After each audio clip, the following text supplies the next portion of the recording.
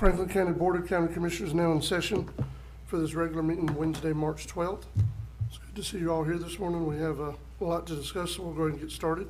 If you would, let's please stand and do the invocation and the pledge. Before I pray, I'm sorry, I do want to remember the family of Aaron Taylor this morning. He passed away, Palmer Filial, and I've been told that Brandon Walker was in a car wreck last night. They think he's going to be okay, but I want to make sure that everybody knows about that as we're praying today. Our Father, we thank you for your hand upon our lives. As we're here this morning, we ask you to give us understanding, wisdom, and discernment, God, on the things we make decisions on, not just for today, not just for tomorrow, but for every tomorrow that you'll give the residents of Franklin County. Be with us today in Jesus' name. Amen. Amen. I pledge allegiance to the flag of the United States of America and to the republic for which it stands, one nation, under God, indivisible, with liberty and justice for all. Mr. Morone, are there any amendments to the agenda? No, Commissioner, not really. There's one item when Mr. Kirschenbaum steps up to do his report that it needs to be a discussion item that could then be approved through consent at the next meeting, but that's about the only change I've had. Okay. That I could, anything close to being a change that I could think of. All right. So a motion to approve the agenda as it's been published. Motion to approve by Commissioner Amison. Second by Commissioner Croom. Any discussion? All in favor? Aye. Any opposed? That is unanimous. Up next is pay of county bills and approval of the minutes. So move. Yep. Motion to approve by Commissioner Ward, second by Commissioner Sanders. Any discussion, Commissioners? Seeing none, all in favor? Aye. Any opposed? That's also unanimous. Mr. Morone, I want to reiterate for the record, you said there were no public comment forms, correct? Yes, none sent online and none sent in to me from anyone here at the meeting. Okay. Clerk Maxwell, we're up to you.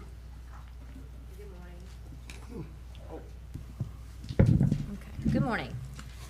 Okay, we are trying to clean up our inventory, and we just need approval from the board.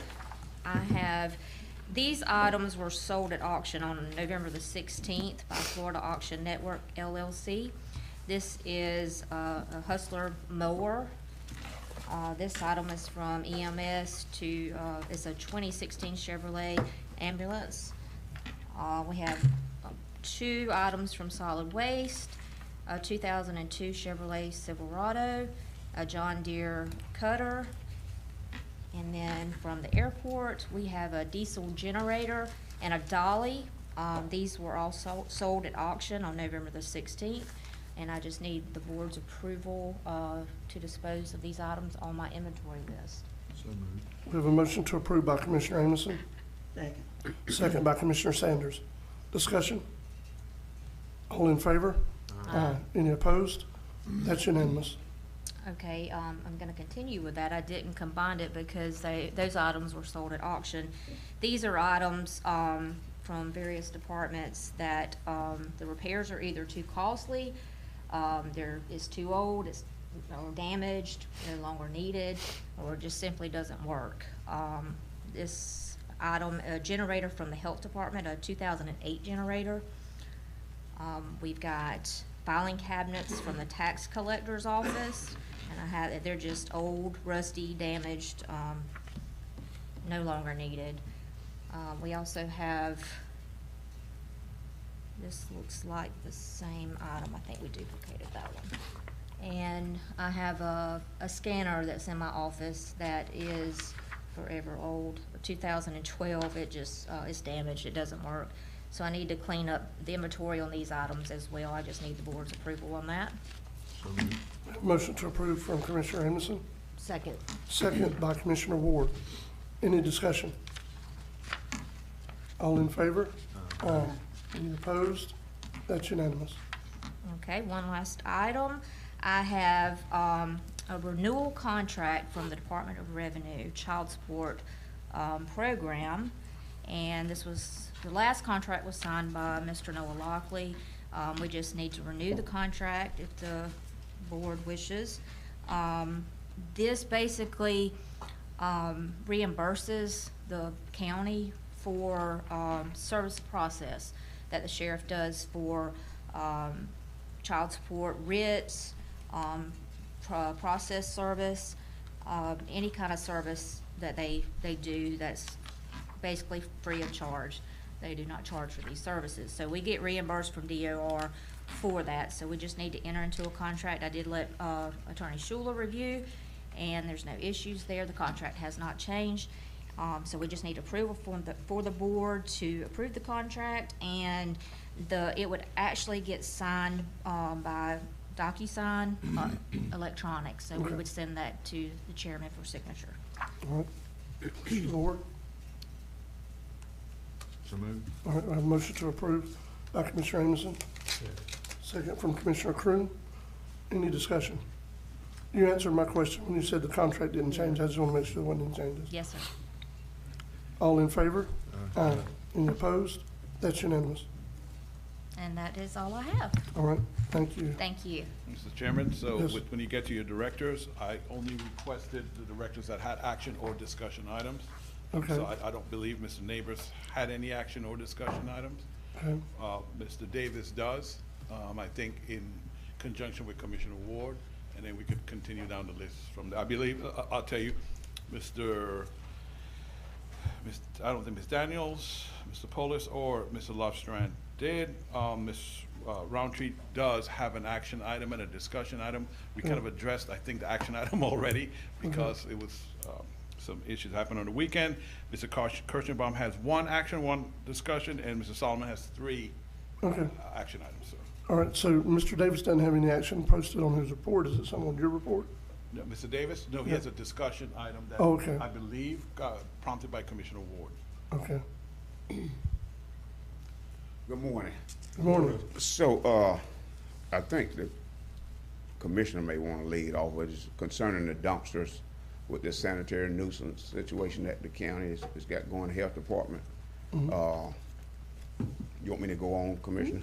Okay, so just need to get a clear understanding, with the sanitary nuisance that the health department is going around issuing on different, properties. I just need to know where, and how long we can set these dumpsters out, because we only have a limited amount, and, I just need some clear understanding. Mr. Chairman, I'll just say, Mr. Davis and I met last week, and we're discussing this because there were some issues with the process of when Miss Sissy with the health department and Courtney are going out and noticing these, or getting contacted by people about these sanitary nuisances, a process that we need to have in place, because you know, when do they drop the dumpsters, that starts the clock, because they may give them 30 days, they may give them 60 days, depending upon the circumstances. So we need to come up with a policy or some sort of procedure so that when we get these sanitary complaints, we're not willy-nilly going out, throwing dumpsters out, and then not having a process to say, all right, we have one at this house, or the homeowner's calling up Mr. Davis saying, I want my dumpster. We just need to have a process in place, so it's fluid, so there's continuity, and so there's no confusion, and then there's no miscommunication between you, Miss Sissy, and Miss Courtney. So, and I know Miss Courtney's on the line, so if she wants to chime in, by all means, Miss Courtney, do so. But what I would like to do is I would like to get Mr. Davis, Miss Sissy with the health department, and Courtney, and maybe myself or the chairman, Michael, so we can all get together, not the chairman meet together, but if the chairman's not available, I'll be happy to sit in on that meeting to discuss and come up with a policy. We all have ideas, we all have how it could happen, so that we can have it set in place. But in addition to that, you know, it has been in the county's practice to let some people use dumpsters. Obviously, not everything's a code enforcement complaint. If we have, say, God forbid, someone's home burned down, you know, I feel like that we should give them a dumpster so they can clean their house out to proceed with getting a new house or whatever the case may be, if that makes sense. So I think there's certain circumstances minus code enforcement we need to look at, in addition to some other things. But that's basically what I would like to see happen, is y'all get together and come up with a way. Because I don't want every day to come up and them call you and say, we need dumpsters, and then your guys having to go to the east end of the county and then to the west end of the county, I want you to be involved because it's your department. You're the one that's gonna have to be delivering, or your staff's gonna have to be delivering and picking up these dumpsters. So I want us all to work together cohesively and come up with a plan, so. Mr. Chair, I have a question. Mr. Davis, what's the normal amount of time that a person keep a dumpster? When you deliver, I guess? So this, on some of the things that I have done in the past, 3 days, we try to narrow it down to 3 days. With the new sanitary nuisance, we don't have a set time right now, and that's where we need to get to. Yeah, I think that's what we need to get to. And also, with the dumpsters, we probably need to set a allotted amount aside, so we don't tie all of them up as well. Yeah. We- Or in case someone else need to use it, or house burned down, or natural disaster.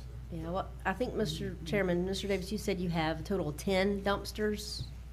Yes, and that's correct, yes. And I think at the time we met, there were 7 of them out in the field, correct? Yes, Okay. that's correct. Yeah. The three that was not, had just arrived. I think there were a couple most of them were code. There was only like 2 that were not related to any sanitary nuisance complaint.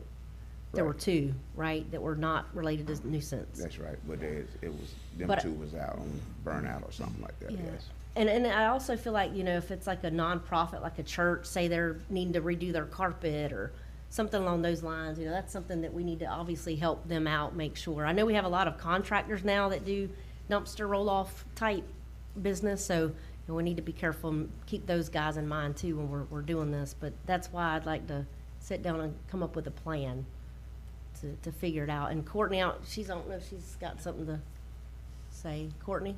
Yeah, can y'all hear me? Yes, So the other thing is, that we want to include, me and Sissy made sure that we wanted to include, is if they're given 3 days, they have to do something in those 3 days. If Fonda or his crew go and pick up that dumpster and it's not full, then that tells us everything we need to know. A lot of times, they'll get the dumpsters like on a Thursday, and with Fonda being closed, Friday, Saturday, Sunday, they've got, 3-4 days to fill those dumpsters in. And if they're not filling them in, then they're gonna be either put on the end, or there's gonna be, the violation is gonna, their 30 days is gonna stay that 30 days. And we're trying to figure out the best way to include Fonda, which basically, like Commissioner Ward wanted to talk about, like having a list each week as to who's going to get those dumpsters for that week. Because once the dumpster's there, that time start for those 30 days.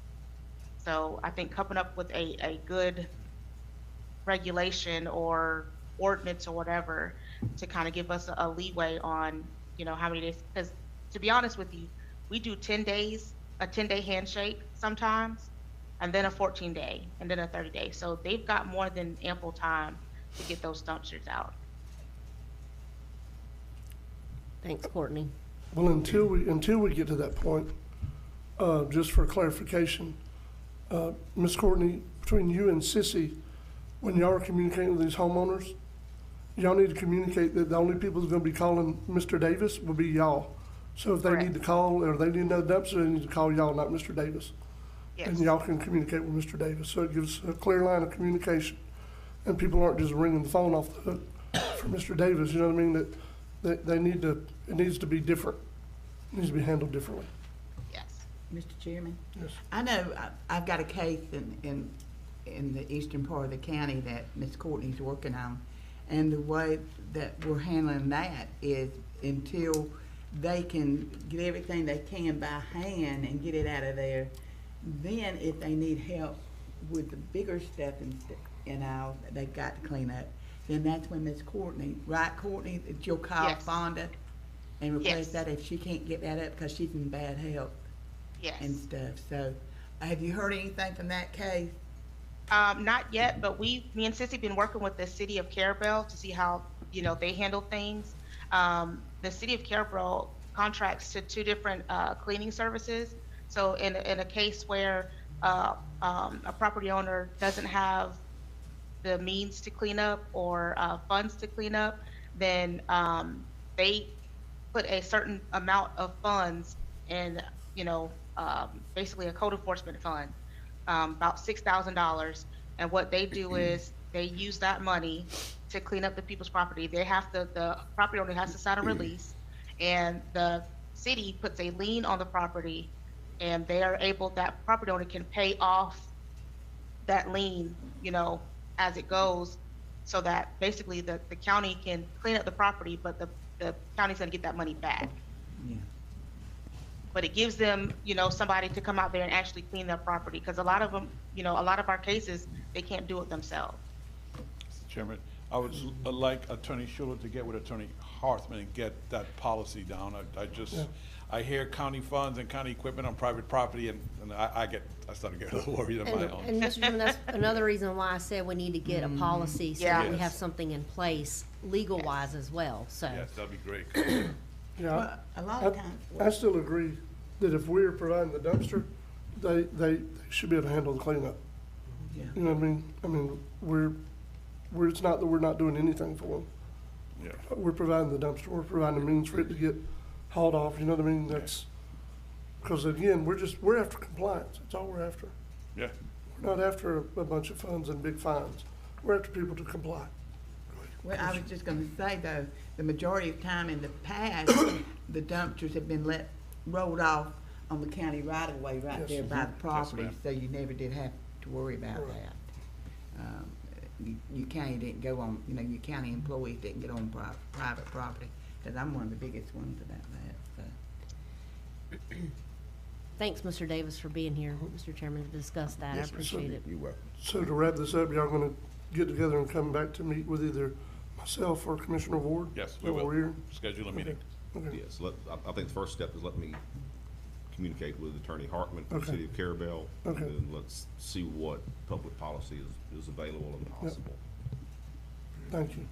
So just for clarification, the time frame right now, like you were saying, Commissioner, what's the time frame for? Well, that needs, for what we're talking about with this code enforcement stuff, the Right. sanitary nuisance, that needs to be communicated with Ms. Courtney and Ms. Sissy that are working on behalf of that. Okay. Because they know if they've given somebody, what amount of time they've given them. Okay, Ms. Courtney, do you have your hand raised? I was just gonna say that I think the 3 days is efficient. Okay, They should be able to accomplish a lot in 3 days. okay. Fair enough. But anyway, Okay. that would be the way to handle it until we can get a policy in place. okay. So I guess I'll wait for the discussion. I was gonna get some more dumpsters coming, but anyway, all right, thank you. The next question is, didn't you just are we get gonna some? purchase more dumpsters? Yeah, that's what he did. I think after the policy, we get a Yeah. policy set up, we Yeah. probably will, and dedicate Yeah. those dumpsters Yes. to specifically code, for Yeah. compliance and code. See, I wasn't gonna bring that up. So, You did, though. Mr. Davis, get us a quote together so we'll be ready to discuss that. Okay, All right, 4,000 apiece. 4,000 apiece. The So small you already ones. priced them then? Sir? You've already priced them then? Yes, sir, we just Okay. had 3 come in. Are those 20 or 30 yard? Maybe 15. 15, okay. We need some bigger ones. Hold on, Mr. Okay. Mr. Davis, since you're up there, I'm just gonna ask, the nets for the batting cages, have you ordered those yet? Yes, sir. Okay. We did. Just- Special order, so it takes. Yes, sir, I understand. I just wanted to make sure I'm relaying the proper information out there in the afternoon, so, Right. okay, thank you. Yes, sir. Thank you, Welcome. Mr. Davis. Thank you all. You said the next one that had action was Ms. Roundtree, correct? Yes, it will be Ms. Roundtree. Yes, sir. Ms. Whitney?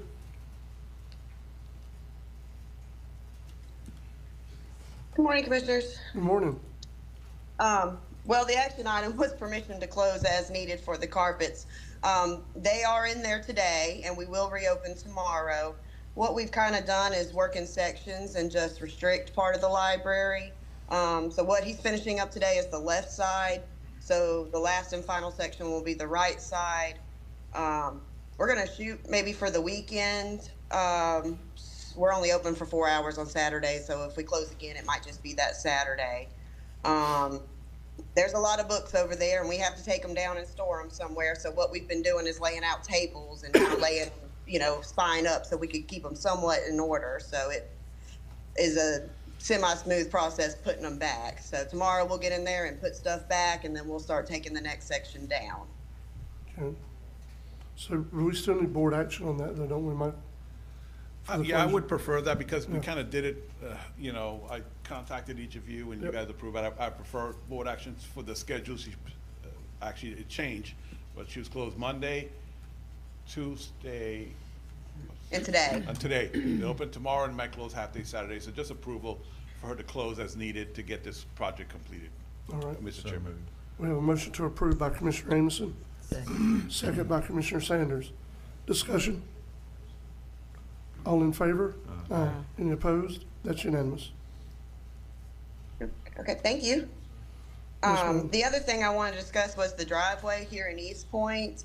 Really what I'm referring to is just the section when you come in, up through the retention ponds, it's just a dirt driveway. The actual parking lot is in good condition, but we have, potholes that just continue to erode. Mr. Howard came out right after Christmas and filled them for us, but with all the rain, they've started to, wash out again. And I just wanted to know if the board would like to consider maybe paving the driveway, the entry, just, through the retention ponds. The building was funded by the Friends, so dirt and gravel probably was the cheapest option, at the time. But we've had to have it redone over and over again throughout the years. Actually, Mr. Chairman, Aaron and I, once we saw this on the report, we're seeking proposals from local contractors to see if they can get it done. Yeah. So as soon as we get those, I'll bring that back to you guys, hopefully at the next meeting, to get Yeah. approval on that. Yeah, because they're actually doing some quotes for me in East Point right now, Ms. Whitney, so maybe we can add it to that list. Yeah, and when they paved Hickory Dip, they did give us a little apron right there, which is Yeah. nice. Yep. But yes, ma'am. Mr. Chair, a question. Yep. With the paving, I know, Scrap and Scott, we gotta be county roads, hence why I can't use it in the city, but what about like county driveways like this? Can we do that? That falls under us. Oh, well, you come back and ask for it on Scott, but usually something like this is small enough, there's no, Or these sales- just go ahead and sales take tax? care of it.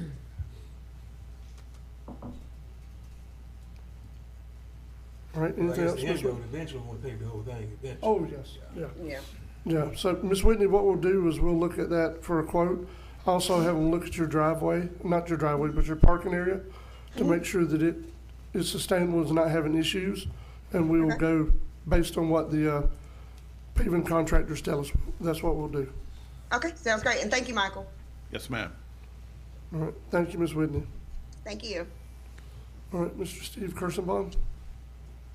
Like I said, Mr. Chairman, Mr. Kirschenbaum has one action item, but there's another item for discussion that I, to my mistake, I hadn't put it on an informational, but it really is a discussion item, because I would like, if the board is in favor of moving that money to deal with the runway, as he explained, I would like to put that as a consent action item on my next report. So I'd rather have that discussion, explanation today, and it'll be consent at the next meeting.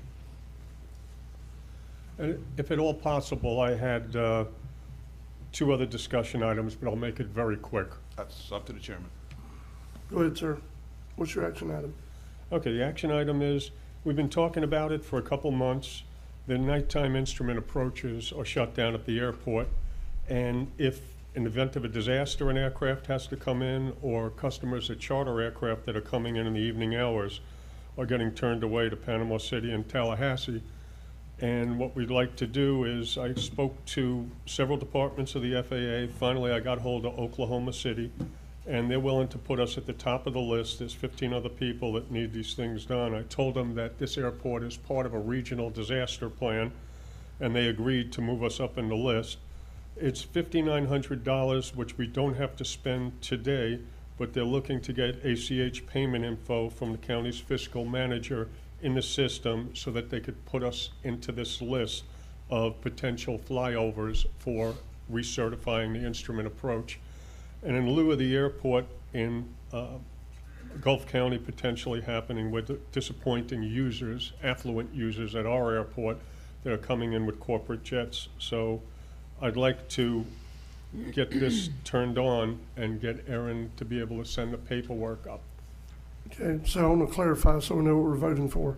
It's $5,900, but all we're doing is giving them the information for whenever we might be selected, then they would be able to direct debit the money. Is that what you're asking? Yes, sir. So we're Can not, we do that? Well, are we just approving the payment today, even though they won't do it for a few months? Is that what we're what actually? we need the approval for that Erin was asking for is for her to give the FAA database our ACH information because they won't move forward without it. They're not gonna debit it now. We could come back at a later date after the ACH is approved here and then get the payment approved once it's done. How would we like to do it? I'd love to get it all authorized today, Yeah, but I would say, I'm sorry, the clerk and the attorney's here, but I would say if you're gonna approve it, Yeah. because, Yeah, that's my recommendation as well, because, by actually completing the ACH information, you're basically giving them a green light for, the second that they do approve us, they're gonna charge it. Okay. Thanks for that clarification. I just want to clear up what we're actually voting for. All right, so pleasure of the board. Mr. Chairman, I got a question. All right, go ahead. So basically, they're gonna give this $5,900 to activate the nighttime instrument approaches on the airport, but we don't know when they're gonna be able to do that. no, it'll be sometime within the next 6 months. And they're gonna hire one of their pilots to come in and fly it off. And what's fabulous about it is all the clearing that we've done at the airport with the FAA, FDOT money the past couple of years has taken care of the approaches on the main runway, 1432. So the FAA has already told me that the runway is good to go, but they still have to fly it off. Okay. Mr. Kirschenbaum, just one question for me. So with this, $5,900 there, is this for a survey or a piece of equipment? sounds like a survey. It's a survey of it, Oh, right? that's just for the labor of them flying, no equipment. And also what that'll do for the airport is we'll get more tie downs, we'll get more fuel sales, we'll get more income. And more people will come into the airport that normally do not. And what that'll do is help us with operations with the FDOT with more funding. Any other questions? Pleasure of the board. So moved. We have a motion to approve by Commissioner Amison, Second. second from Commissioner Croom. Any additional discussion? I just got one question. What's the estimated revenue loss right now for not having that nighttime approach? I'll tell you what, tens of thousands of gallons of fuel because they're corporate jets and also sometimes just people coming in with their personal plane. But I would have to say it'll probably account for maybe an extra $100,000 a year in net income to the airport. And a lot less disappointed individuals. Okay. Any other discussion before we vote? All in favor? Aye. Any opposed? That's unanimous. Okay, and the discussion items were just in regard to the FDOT. I met with FDOT officials with AvCon, and we're discussing certain items at the airport, as well as I had a year-end meeting with the FAA too, but I'm not going to discuss that. It was in my report. But we sat down and talked about the hangar that we were originally going to build for Ted's equipment. We had $500,000 allocated to that. When we did the auction, we cleaned house. The only thing that we need a hangar for is our mowing equipment, our tractor, and our zero turn. The helicopter hangar that you guys gave us is perfect for airport operations. Everything fits in there. There was a lot of hoard on that area that he wanted to build a building for. And God bless him, he was trying to fix all that old equipment. But we have an issue at the airport where the runways, because we have a concrete airport, not asphalt, the runway markings deteriorate every 5 to 7 years. And pilots from the sky right now can't see numbers on the airport runways, can't see center lines on the airport runways. And it's just a customary thing to do every 5 to 7 years. Also, our airport inspection is coming up with the FDOT April 25th. They have a meeting scheduled on site, and I've already had a pre-meeting with the FDOT inspector, and he discussed the runway markings. If we take the $500,000, and John Collins is preparing the paperwork, I didn't have it ready for this meeting, to do a change order to move the money from the maintenance hangar to pressure washing and remarking the entire airport, which if we're looking to get businesses in there and corporations in there, now we've got a $20 box of candy. We got a Christmas gift wrapped up. When they look down from the sky, that airport is going to be spotless. But it's a safety issue and it's an inspection issue. So I'd like to let you know that it's going to be on the next meeting with the paperwork from John Collins for a change order. I didn't mean to spring that on you at the last minute. That sounds good. So I'm not looking for a vote today. I'm Okay. just looking to inform you. The other thing was, I got a holler from John Collins about a month ago that the pre-bid and the final bid on the roof of the FBO hangar that has been an eyesore for all of us for the past 3-4 years of leaks, that the bid came in $200,000 under what we're allocated from the FDOT. The FDOT won't allow that money to be moved to another project because it was allocated to that building. But we're in trouble of losing the money, and I went and talked to the contractor who's doing the work on the building, and I said, if you could take that overage money and do the main hangar and make it come in under the amount, I think we could get the money moved. And that's gonna be on the agenda with Erin's report, that we successfully got a change order put together. And I cleared that with Michael, I cleared that with Erin, and I spoke to Avcon ahead of that. So the FBO building will be the first building at the site that is perfect. And that's what we need to do. Once we go through all these buildings, we're gonna have preventative maintenance. In fact, I had Scott last month vacuum all the door tracks on all the hangars and lubricate them, so this way we don't have any issues. So that's one thing that's gonna be on Erin's report. And also there was a overage also on a ramp issue with doing work on the ramp area, the concrete product that we did the pre-bid and the bid for. And there's $200,000 over on that, and John Collins identified an area at the site that Erin's gonna have the change order and discuss it. That we're gonna get another $200,000 in work done at another area of the airport. That was an issue. Good. Other than that, I went through the budget with Erin in detail, and for the next meeting, I have something that I put together that's a real simple summary. I want to get Erin to sign off on it so you guys have a good idea of the financial picture of the airport. But we have about $335,000 in the account. It's very tight operating, but it'll work. And we're gonna bring in a lot more money this year and other things. Does anyone have any other questions on my report? And No, I don't. I do want to clarify and make sure we say this for the record. So these things we're looking at potentially approving today have all been voted on by the AOED board, correct? yes, sir. Okay, that's all I wanted to make sure of. Okay. Anyone else have anything for Mr. Kirschenbaum? All right. Thank you very much. I Thank you. appreciate the time today. Mr. Solomon? John Solomon, TDC?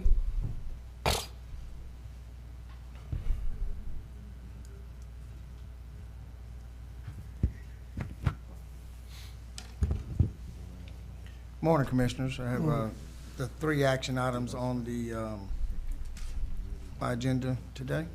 Okay. Commissioners, y'all have any questions about any one item that you want to talk about separately, or do you want to approve them on consent? Okay, so the 3 are TDC board voted to recommend approving the request from Apalachicola for funds that comes from the 10% from the first responder and law enforcement tourism-based activities. The second one is $25,000 to repair the mouth of the East Point Channel and do some more dredging. And then the third is $85,000 for repairs and upgrades to Kendrick Sports Park, restroom and facilities. What's the pleasure of the board? So move. We have a motion to approve by Commissioner Ward, second by Commissioner Croom. Any discussion before we vote? All in favor? Aye. Any opposed? That is unanimous. Thank you, Mr. Solomon. We appreciate it. Thank you. Y'all have a wonderful day. Yes, sir. Can I ask Mr. Solomon something? You sure can. I talked to, thank you, Mr. Chairman. Talked to you earlier this morning about next Thursday at the Capitol in Tallahassee. Yes, ma'am. And you're all set? We're all prepared. We're waiting. Commissioner Croom has got the oyster shells from the students. They'll be painting to give out to the legislator there. We appreciate his effort with that. So we got to get those, and the shrimp from Commissioner Amison, and we'll be good to go. Okay, I'm gonna Everything be else is ready. attending. I don't know, I'll be there. yeah. I think we all are gonna be there. So if you need any volunteers, We you know, always, for the the booth. commissioners being there at the tent with the shrimp or and the items and the yeah. magazines is always a good thing. It puts a name yeah. to a face, and things like that, so. I'll Especially with the appreciate it. items that's going before the legislature this year with the term limitations on county commissions and school board members. And also, I'm very, very concerned about the property tax bill that they're trying to introduce. Because this is what counties are ran on, is property tax. Cities too, it's Ad valorem a scary money. thing. So, But that yes, makes having y'all there, especially, it would give Lake and I a break as well too. So, because when they hit it hard, as Commissioner Crook, Commissioner Jones saw last year. It was an impactful 45 minutes until we ran out of shrimp. But Gadsden was next to us and they had gumbo, so we kind of, shrimp and gumbo worked well together. Okay, okay. And you know, I have to say, Commissioners, because we all experienced it last summer when the Franklin County TDC director was asked to present a class or whatever you want, a talk on tourist development for Franklin County and through the FAC, and a lot of people saying, y'all are doing that much with just, you know, less than $10 million, you know? Much less. What's our income now on the? Last year was 3.5. 3.5. And So- I always consider it, and I talk to Chairman Jones all the time, is we're the tweener. You know, we're not that guy, and we'll never be that guy. We're kind of in the middle of our own little area of, we're this small, but earning that much money. Well, with you all know, three that goes kids. to show you that we've always said when it comes to counties in Florida, you've got the small, the medium, and the large. One size does not fit all. Does not.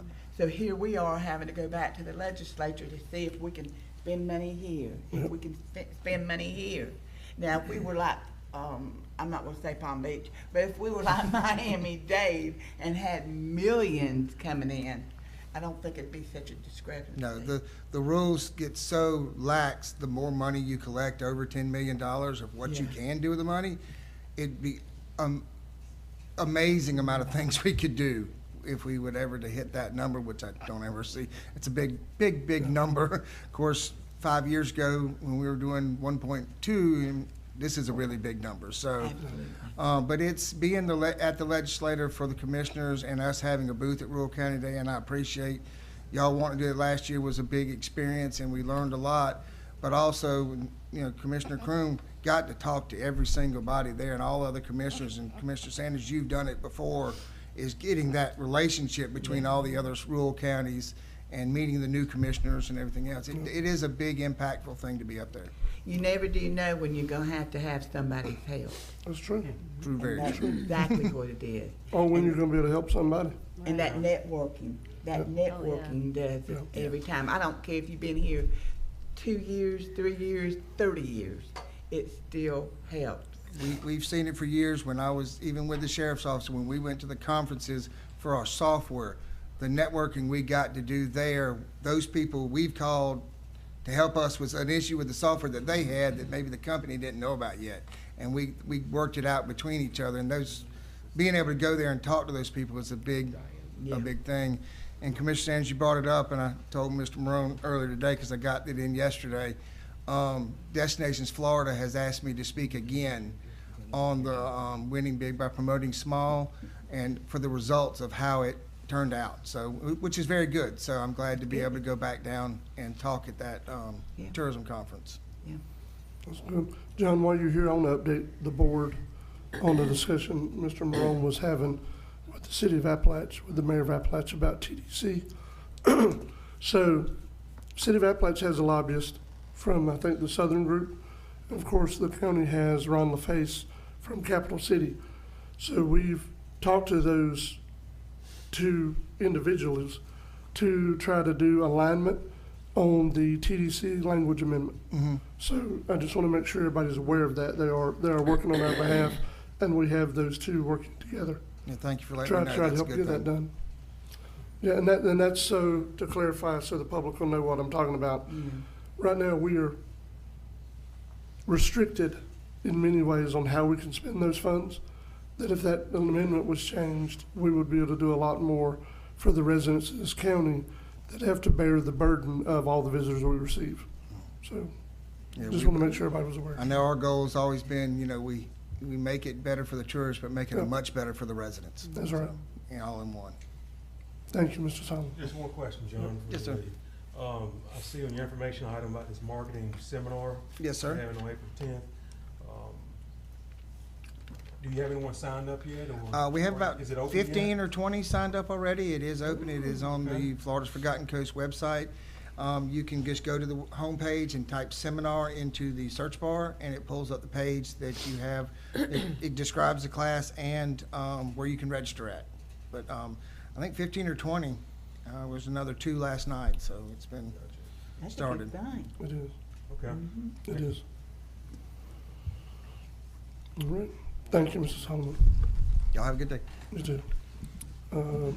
Chairman, so I recommend that let's go to Ginger, Okay. and because Ms. Attorney Ginger Coulter? Theriak won't be here until Right, close to 10 10. o'clock. Yes, sir. Yeah. Ooh. Oh, that was Siri, my bad. Always listening. Good morning, Ginger. Good morning, Commissioners. Good to see you all. I'm here for a couple of reasons. The first, we'll just go ahead and address the follow-up of the building that we proposed last time I was here. Commissioner Sanders, and I agree, wanted us to look at something a little bit bigger for potential growth. And, excuse me. And then we also followed up with a meeting with the county planner. He came to the office and we discussed some ideas, and he had some really good ideas. It's a big idea, but I thought it was something that we could still bring to the table to give you 2 proposals to look at. The first proposal, I'm so sorry, that's one of my deputies calling. Let me silence that real quick. The first proposal is approximately 10,200 square foot, and that would be built at our current location.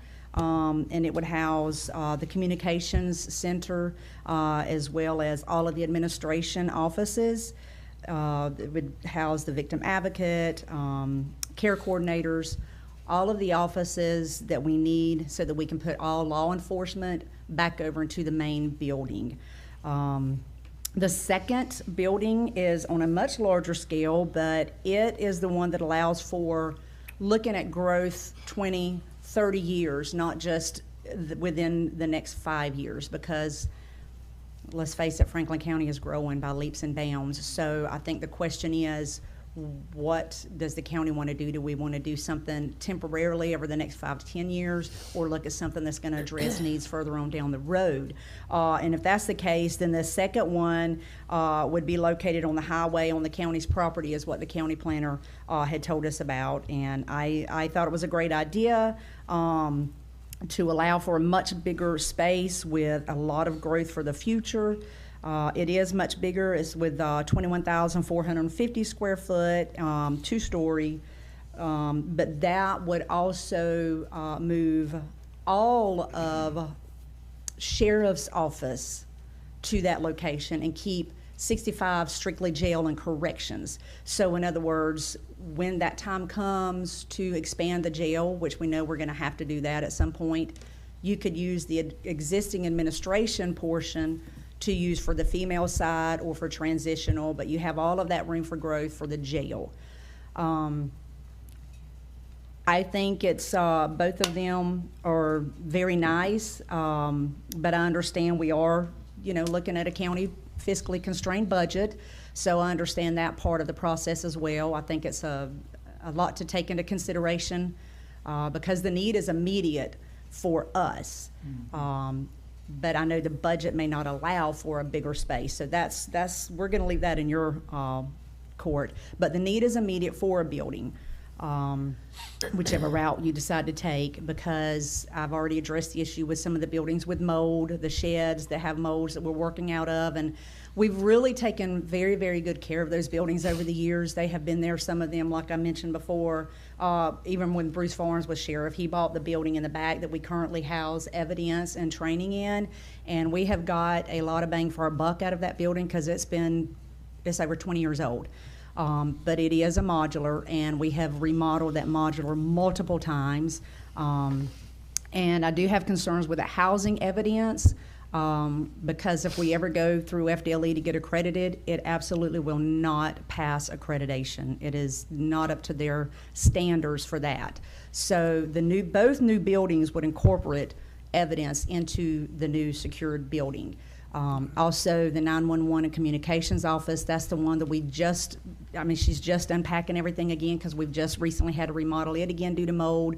That office is constantly having to be rebuilt because of the location where it's at. The water that's underneath is constantly building mold. We do have dehumidifiers in there, but it's just a never-ending situation.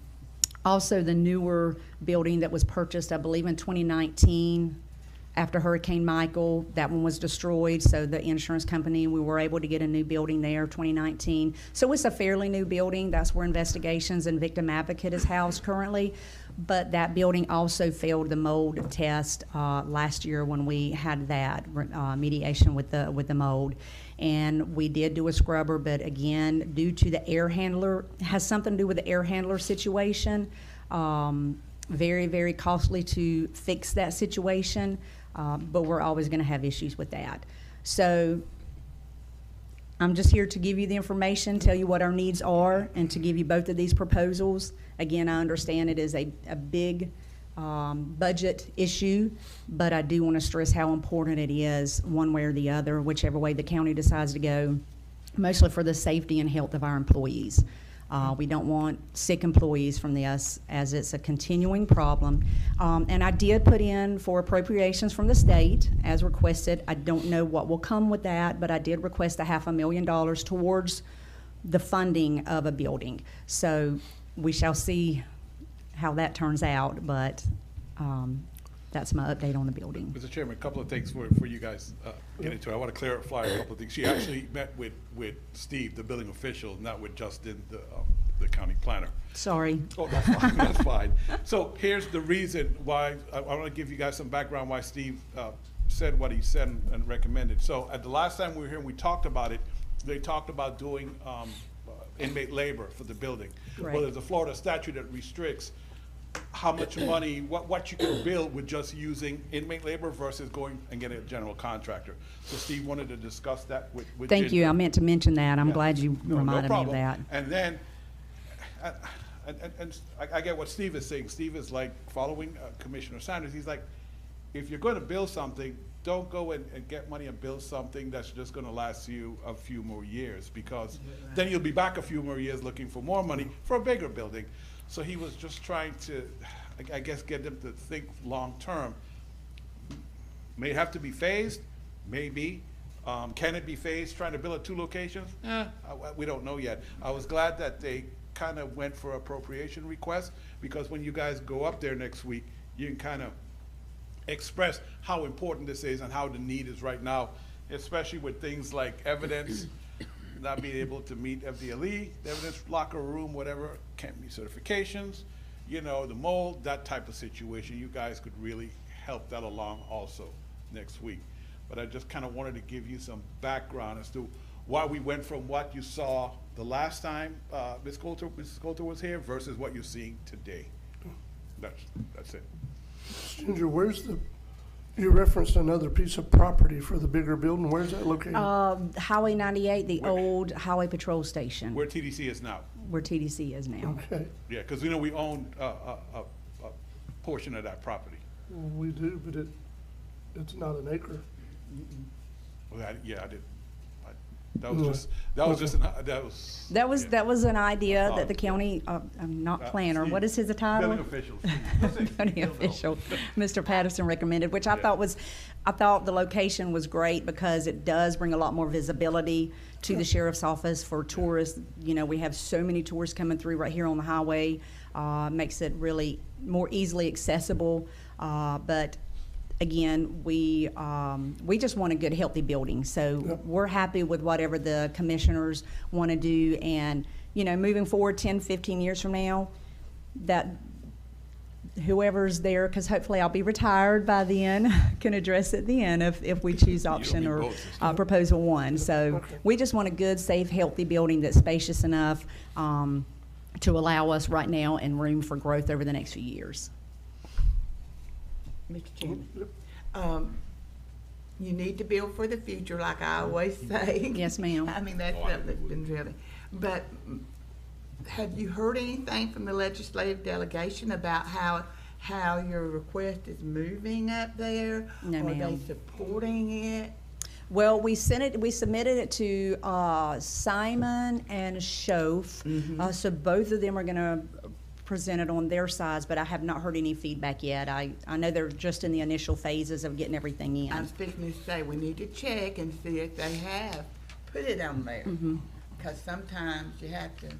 They should have, because I know I Okay. spoke with Amber from Mr. Schoaf's office, I believe it was last week or the week before, and they were getting ready at that time to push it through. So know there I'm not was- sure how lengthy that process is on that end. Yeah.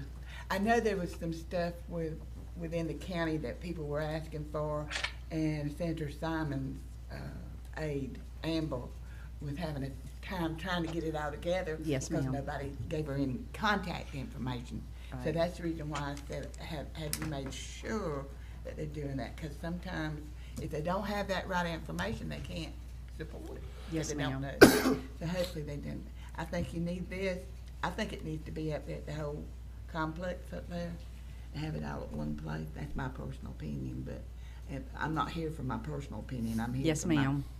Yes, thinking. ma'am. But anything that I can do to support it, you know, I will, and all the other commissioners will up in Tallahassee next week too. We'll be up there about 3 days up there next week, so I'm looking forward to it. Okay. Ms. Ginger, what are the other things on your report about? Oh, I couldn't add that to the agenda. That was Oh, the last minute. opioid grant? opioid- So they the said- opioid grant is the follow-up from last year's. It's a 3-year grant, I believe. It may be 4 years. But it's just the continuation of that grant. Just need the signature for that grant to continue. And that's for the x-ray machine in the jail. Okay, that's something we've already approved, or that's something we need to vote on today? Well, it's a continuation from last year. You voted to approve the x-ray machine, so I mean, it requires your signature. I'm Yes. sorry, Ginger. It requires your signature. I would feel more comfortable with a vote, Okay, Commissioner, even though I know we approved it last year, and we did state last year that it would be a multi-year process Right. because there wasn't enough money in 1 year to pay for the entire project. right. It says here, Mr. Chairman, that it's, end on June 30th, 2025. Okay, So, all right, so Just throwing that out we can do a vote, but I will call for public comment and ask if anyone wants to comment about it, since it wasn't, clear on the agenda that we were gonna be voting on it. Yes, sir. So before we take any board action, is there anyone in the room that wish to comment on this potential action the board might take on this non-published agenda item? Check with Zoom, please. Anyone on Zoom would like to comment on it? Basically, we are approving the continued grant for the opioid settlement, the sheriff's use to purchase an x-ray machine and just another. an x-ray machine. No hands raised, sir. All right. Pleasure of the board. so move. We have a motion to approve by Commissioner Ward, second from Commissioner Sanders and Commissioner Amison. Any discussion? Mr. Chairman, just, and I don't amend my motion, but just to make sure that our attorney is aware and has read through it and all. First I've heard of it, but if you approve it conditional on the attorney reviewing it, but it's just a continuation of a previously approved grant, so I don't Yes. anticipate there to be any issue. Okay, That's what I'm hearing, is just a continuation okay, of then the I'll prior approval. make my motion the same. I'll keep my motion. All right. All in favor? Aye. Any opposed? That's unanimous. So before I leave, where are we at with the building? What do we want to do? Our next step, because I will need to report back to the sheriff. So do we want to look at an official quote for both buildings, or where are you guys standing with this? Well, so if you're proposing to use property that you haven't talked to us about, to use, we need to make sure there's enough property there to actually use. So we gotta do a little research on that stuff to try to do the bigger building. Either one of them, though, we're gonna have to try to find out how we may fund it. Okay. So without finding funding, we're at the same place you are. We're wanting a building, but we don't know how we're gonna get there. I mean, you know what I mean? That's where it's at. So when can we meet again about it? I'm just trying to go ahead and get all these answers in my mind because I Not know the next sheriff's month. gonna. Do you have any? Ginger, we have to find a way to fund it. No, I understand. No, And I you're in understand mid-year. that. You're mid-year. I'm sorry, what? You're mid-year, and you're talking about discussions we usually have during the budget time. So it's mid-year. Okay. So- So is this something, I guess that's what I'm asking, is this something you want us to try and include in the budget, or is this something we're doing separate? How do you want me to proceed going So, forward is really what I'm asking. What I'd like the opportunity to sit with the board, I gotta sit with Aaron, because we have to figure out how much of these, an estimate of what the buildings cost. Right. And then look at funding and then pick a path. Are we gonna go with the one, the bigger building or the smaller one? How do we fund it? And then we kind of come back and put our heads together and meet. I would say, Jen, it's probably a meeting between either the chairman, his designee, myself, Aaron, and you guys. And the Okay, sheriff to yeah, sit. that's all I needed to know, Yeah, like, just what, let- what is the next step? Yeah. What do I need to do next in preparation for this? Ginger, if I may as well. Yes, hey, Erin. Hey, yeah, as far as the mold issue, I believe it was last year or the year before, we actually had the mold remediation specialist come in, and then We the did. board did actually authorize, and we went through and we actually did the AC units, I believe the duct work, this and that. So we did resolve those issues a couple of years ago, but do we need to have them come back, because of course a building is more of a long-term type solution. So do we need to go ahead and get the mold remediation specialist back to actually look at the buildings again? It Because, absolutely would not hurt, because I know and- Renee's office the other day, I walked into it and I just about had to turn around and leave because you could smell it. You could smell the Okay, office. okay, Which now and- they and did that's just something- recently rip out all of the carpeting again and repaint it again and do all of that again. But again, we're talking about a shed that's 20 years old that we just keep doing this over and over and over again. And we are trying to, eke out as much as we can, but at some point, we have to quit pouring money into these portable buildings and get something a little more sustainable. But yes, we absolutely could probably use that. Okay, I'll go ahead and contact them. Okay, thank you, Erin. Yep. Appreciate that. Any other questions? Anyone else have anything for Ms. Coulter? Thank you, Ginger. Thank you. Y'all have a good one. All right. Commissioner, do you want to take a quick break before we get to, Attorney Theriak is, Cool. hold on, let me mute Aaron, hold on. I thought he was time sensitive for 10 o'clock, He is, it's. right at 10 o'clock. Yeah. Okay, either which way, I just. Yeah, so we can take a break after we do that, though. Okay. And he is unmuted. Go ahead, Mr. Theriak. Good morning, and thank you for allowing me to appear via Zoom. What's before you is a response letter to a letter that the chairman received from the landing at SGI LLC. They have provided notice pursuant to the Burt Harris Act that they believe that they have a claim. As a result of the February 3rd letter, Florida statutes requires the county to respond and provide certain information.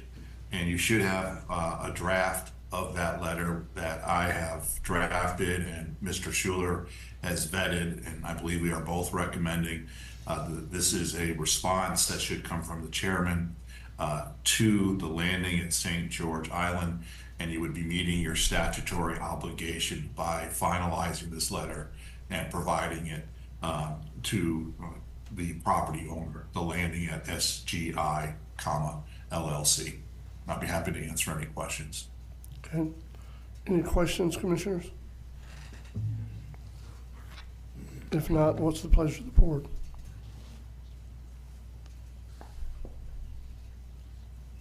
Do y'all want to approve, deny? What do you want to do? I'm gonna go ahead and approve. Okay, we have a motion to approve from Commissioner Sanders, Second. second by Commissioner Ward. Any discussion, Commissioners? I just wanna say this, I have worked with David Theriak. Hey, David. Hey, Commissioner. For a long time, we had the same thing happen with the St. Joe Company, and he represented us then with, along with our attorney, Michael Schuler. And I know David Theriak is well-versed in the land laws, and he's a good attorney, so he has my faith in him. Thank you, Commissioner. Any additional discussion before we vote?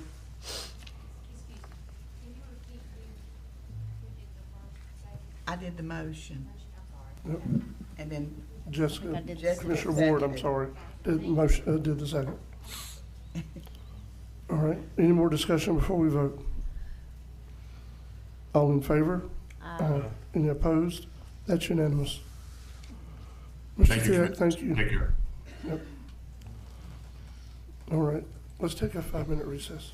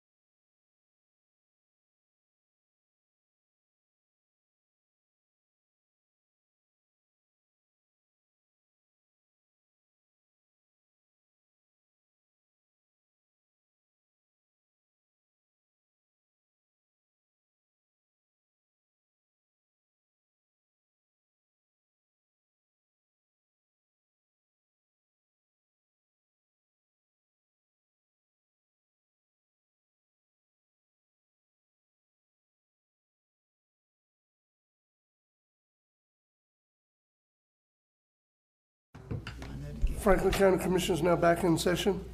The thing next on the agenda is an update from Mr.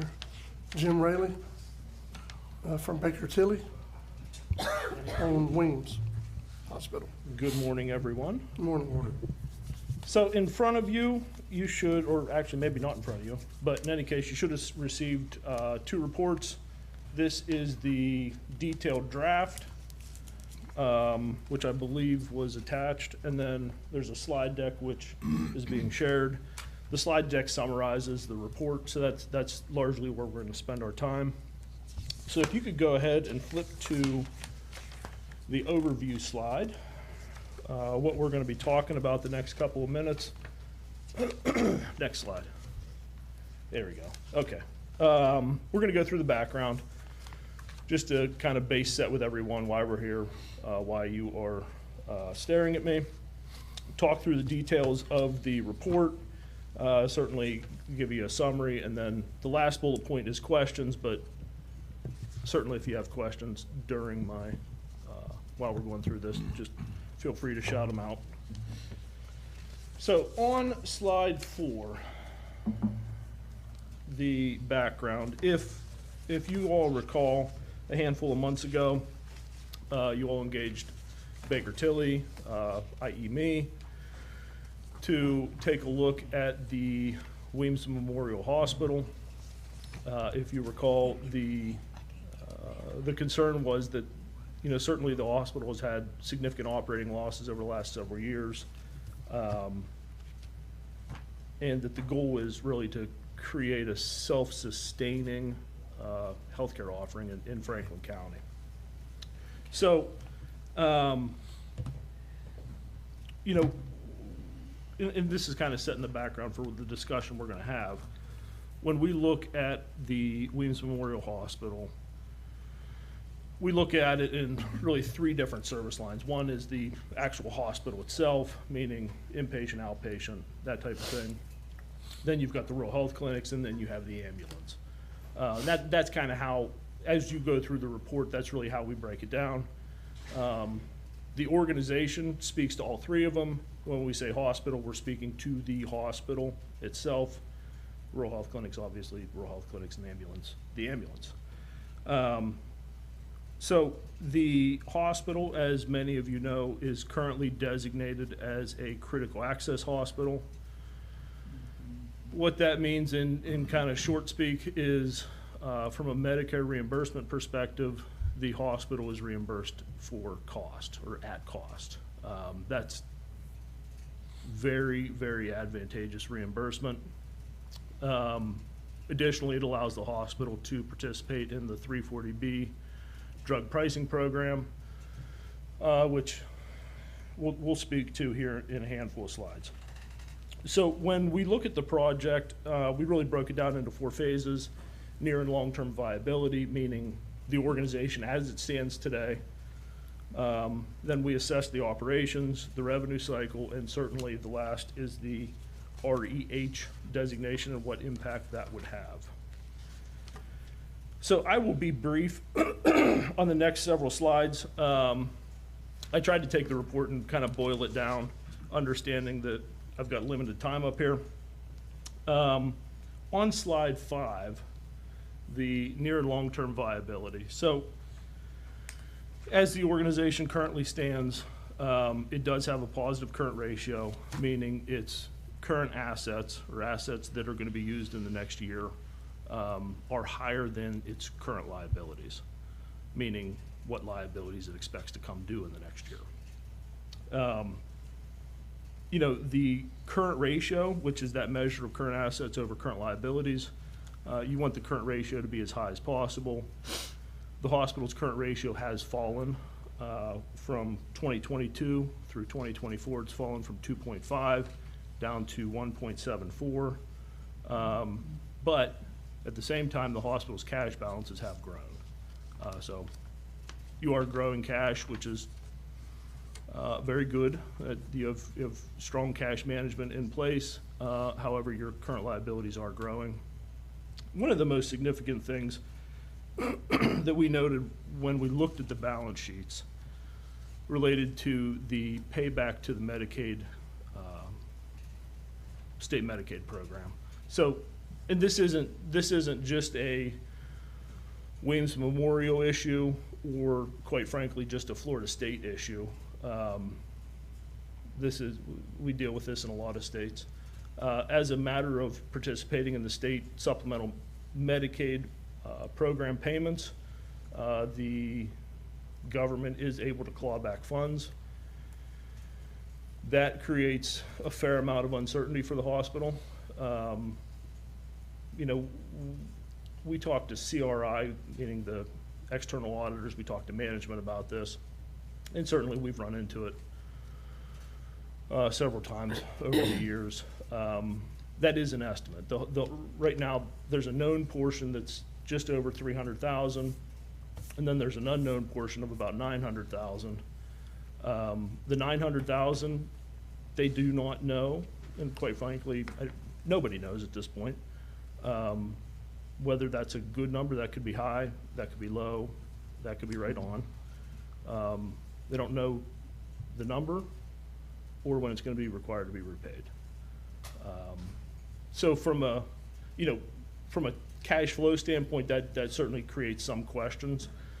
Other hospitals, through discussions with management, other hospitals have entered into 3-year repayments with the state, but for Weems, that's still outstanding. So that's a long-winded summary of the assets and liabilities. On the revenues and expenses, revenues actually grew quite well, 19 and 20% in 2023 and 2024. Certainly, that growth in revenues was offset by growth in expenses to some degree. So overall, the hospitals had an operating margin, sorry, the pen fell off the podium up here, of was negative 63% in 2022, ranging up to negative 40% in 2024. So significant operating losses, as we discussed. Facility conditions, we did spend some time walking through the facility, speaking with the facilities manager. And I think it's probably no surprise to you all. While the facility currently is in working order, it's had clean AUCA surveys. There is inadequate space for the departments. That was a common complaint among the employees. And certainly you can tell that walking through the hospital. And then through discussions with the facilities manager, there are some significant updates that are coming in based on his estimate, probably next 5 to 10 years, that being plumbing, electrical, and the oxygen lines. His estimates were that those projects would be in the millions of dollars, some individually, and then certainly in total. There will be significant cash outlays related to those projects. So on slide 6, just kind of summarizing, from a near-term viability, the hospital is doing okay. Long-term, the operating losses coupled with the deteriorating facility doesn't really bode well for the facility long-term. Pending, if there are some significant operational turnarounds or unexpected influx of cash, that could help the situation, but long-term, the viability it appears to be compromised. Now, one of the discussions we had at the outset was what happens if the county would cease its funding.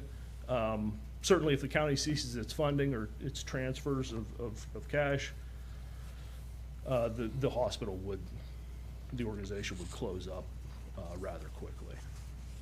So it is reliant on your transfers to continue. On page 7, so operations assessment.